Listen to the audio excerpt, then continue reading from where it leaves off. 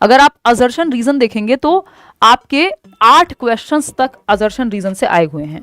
Assertion reason क्या है? कथन कारण। जब से पेपर ऑनलाइन हुआ तब से इस तरह के क्वेश्चंस 2020 की बात है, 2021 से आने शुरू हुए। पहले 4 क्वेश्चन आने शुरू हुए, अब 8 तक पहुंच गए। यानी एक सेट में अगर आप देखेंगे 8 फरवरी के पेपर 2 को उठा लें तो 8 क्वेश्चन हैं, 7 फरवरी के पेपर 2 को उठा लें 6 क्वेश्चन हैं, पेपर 1 को भी उठाएंगे तो 5 क्वेश्चन है। यानी 5 नंबर आपके असर्शन रीजन के हैं। और असर्शन रीजन में आसान से टॉपिक से भी अगर क्वेश्चन बनता है तो वो मुश्किल लगता है आपको। क्यों?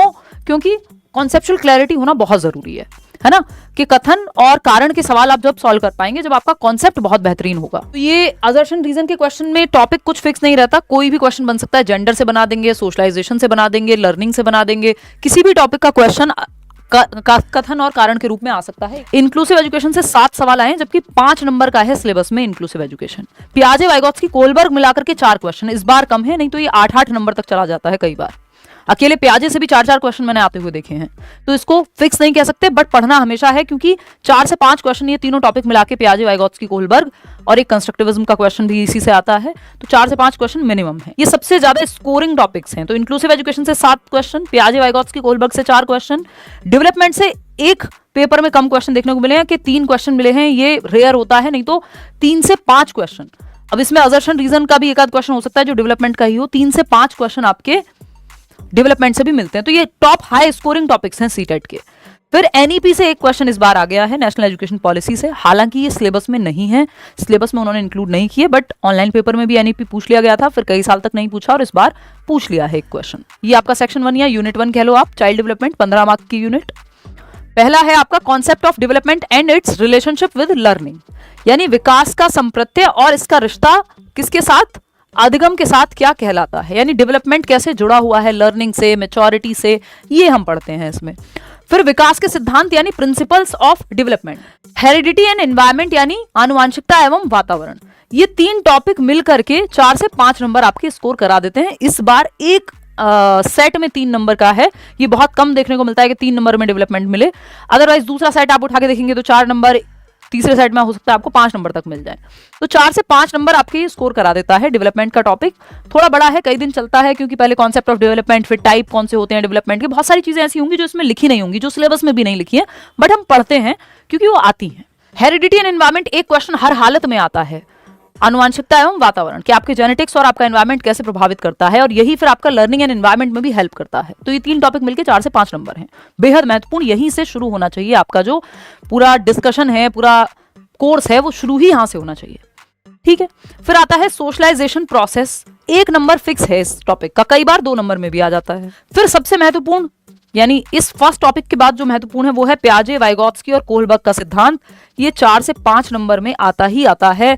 अगर मैं बहुत ज्यादा नंबर में, किसी किसी साल ऐसा होता है कि 7 से 8 नंबर में भी पूछ लिया जाता है, बाकी की परसेंटेज कम देखने को मिलती है।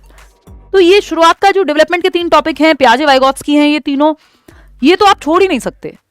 फिर आता है child centred and progressive education. अब ये आता 1 नंबर में ही है, लेकिन इसके साथ मजे की बात ये है कि अगर आपने ये टॉपिक अच्छे से पढ़ लिया कि बाल केंद्रित शिक्षा क्या होती है ना, तो आपका आगे का जो इंक्लूसिव एजुकेशन है या इंडिविजुअल डिफरेंसेस का जो टॉपिक है वो अपने आप कवर हो जाता है काफी हद तक। या फिर जो तीसरी यूनिट में लर्निंग एंड पेडागोजी आप पढ़ेंगे, उसके अंदर ये टॉपिक आपको बहुत हेल्प दे देता है। तो ये वैसे तो 1 ही नंबर का है अपने आप में, लेकिन ये बहुत महत्वपूर्ण है, इसीलिए पहली यूनिट बहुत जरूरी है, क्योंकि जो 3rd यूनिट है उस तक में इससे आपको हेल्प मिल जाती है। तो ये दोनों 1-1 नंबर के हैं। कॉन्सेप्ट ऑफ इंटेलिजेंस और मल्टी डायमेंशनल इंटेलिजेंस, जिसको आप गार्डनर की बहुबुद्धि का सिद्धांत कह सकते हो, 2 नंबर मैक्सिमम, नहीं तो 1 नंबर में इंटेलिजेंस पूछा जाता है। लैंग्वेज एंड थॉट एक टॉपिक है आपका, जिसमें पियाजे और वाइगोत्स्की में वैसे ही हम ये पढ़ लेते हैं। भाषा और विचार के बारे में, भाषा पहले आई कि विचार पहले आया, लैंग्वेज डेवलपमेंट की स्टेजेस क्या होती हैं, ये सब भी हम डिस्कस करेंगे। तो भाषा में विचार 1 नंबर मिनिमम, जेंडर पे 1 नंबर मिनिमम। और इस पे क्वेश्चन आजकल एक तो आता ही आता है, लेकिन मुश्किल बनने लग गया, क्योंकि असर्शन रीजन में मैं देख रही हूं कि ये कथन कारण के रूप में जेंडर के क्वेश्चन को बना दे रहे हैं। सोशलाइजेशन फिर भी आसान लगता है, चाहे वो मतलब असर्शन रीजन में क्यों ना आ जाए, लेकिन जेंडर का क्वेश्चन ऐसा बना देते हैं, फंस जाते हैं इंसान उसमें। लेकिन हम जेंडर इतने अच्छे से डिस्कस करते हैं, आप फंस ही नहीं सकते। तो ये आपका कहानी जो है 15 नंबर की बन गई, लेकिन ये 15 नंबर आपको 20 से 25 नंबर दिला देंगे अगर आप अच्छे से पढ़ लें। ये लास्ट टॉपिक इसमें है असेसमेंट एंड इवैल्यूएशन, जिसको हम सतत एवं व्यापक मूल्यांकन CCE भी कह देते हैं, है ना, आकलन एवं मूल्यांकन, स्कूल बेस्ड असेसमेंट। ये 1 नंबर का टॉपिक है, बहुत कई बार ऐसा होता है कि मैक्सिमम भी आया तो 2 नंबर में, नहीं तो 1 नंबर में ही आता है। ये आया अब आपका यूनिट 2 इंक्लूसिव एजुकेशन का। इसको चिल्ड्रन विद स्पेशल नीड्स भी आप इसमें पढ़ेंगे। समावेशी शिक्षा 5 नंबर का टॉपिक है, लेकिन 7 क्वेश्चन इस बार आए हुए हैं एक सेट में। अगर आप देखेंगे इंक्लूसिव एजुकेशन से बहुत स्कोरिंग है, और जब आप पहली यूनिट पढ़ लेते हैं तो ये आपको बहुत आसान लगने लगता है। अगर 5 नंबर की हम बात करें इंक्लूसिव एजुकेशन में, तो ये addressing learners from diverse backgrounds including disadvantaged and deprived children. वंचित समूह के बच्चे, अलग अलग तरह के बच्चे होते हैं, अलग अलग नीड के बच्चे होते हैं, अलग अलग आईक्यू रखने वाले बच्चे होते हैं, अलग अलग क्षमताओं वाले बच्चे होते हैं, लर्निंग डिफिकल्टीज वाले बच्चे होते हैं। जैसे डिसलेक्सिया पे क्वेश्चन आता ही है, 100% हर बार आता है। डिसलेक्सिया हुआ या और डिफिकल्टीज हैं, ADHD है, ये सारी लर्निंग डिसेबिलिटीज आपको यहाँ पे पढ़नी है। Addressing with talented creative specially abled learners, वो बच्चे जो टैलेंटेड हैं, क्रिएटिव हैं या स्पेशली एबल्ड हैं। इस बार भी जैसे पूछा गया है कि यार आप हैंडीकैप नहीं कह सकते या पर्सन्स विद डिसेबिलिटी कहते हैं, डिसेबल्ड पर्सन नहीं कहेंगे। तो लैंग्वेज तक जिस तरह से आप बात कर रहे हैं वो भी आपके एटीट्यूड को शेप करती है। इसमें टीचर को कैसे देखना है बच्चों को, ये सारी बातों पे चर्चा होती है। बहुत बेहतरीन यूनिट है। अगर आप ये यूनिट सच में ढंग से पढ़ ले तो आप एज अ पर्सन भी चेंज हो जाते हैं for good reasons. Third unit जो कि 10 नंबर की है, इंक्लूसिव एजुकेशन 5 नंबर का था। शुरुआत का चाइल्ड डेवलपमेंट सबसे बड़ा यूनिट है 15 नंबर का। अगर आप चाइल्ड डेवलपमेंट की यूनिट बहुत अच्छे से कर ले रहे हैं, 20 से ऊपर आपका स्कोर वहीं से आ जाएगा। अगर आपके टीचर ने तमीज से पढ़ाया हो, आपने अच्छे से पढ़ा हो, है ना, मेरे साथ जुड़े हुए हैं, तो चिंता है ही नहीं। तो अगर हम देखें लर्निंग एंड पेडागोजी, ये लास्ट यूनिट है 10 नंबर की, अधिगम एवं शिक्षण शास्त्र।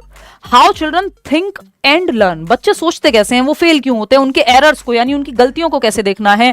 ऑल्टरनेटिव कॉन्सेप्शन या नाइव कॉन्सेप्शंस ये क्या होते हैं, ये सब एक साथ पढ़ने वाली चीजें हैं। लर्निंग क्या है, लर्निंग को एक सोशल एक्टिविटी के रूप में देखना है। मोटिवेशन और लर्निंग में क्या संबंध है। एक और छोटा सा टॉपिक आता है 1 नंबर का इसमें, कॉग्निशन एंड इमोशन। तो इसमें आपको ये मेन टॉपिक्स ये हैं 3, इसके अलावा और छोटे छोटे छुटकू से टॉपिक्स हैं, वो आपको उसी में इंक्लूड करा दिए जाएंगे।